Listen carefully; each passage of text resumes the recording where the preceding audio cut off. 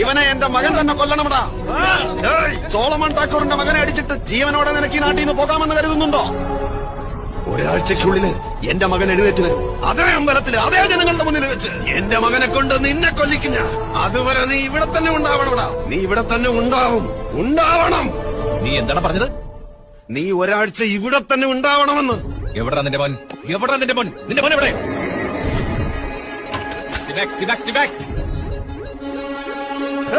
Injection ഇത് ചവിട്ടി തുറക്കണം.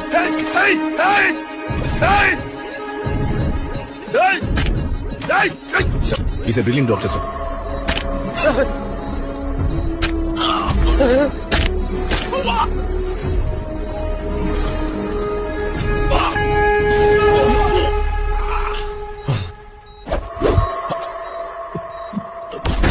He's all right.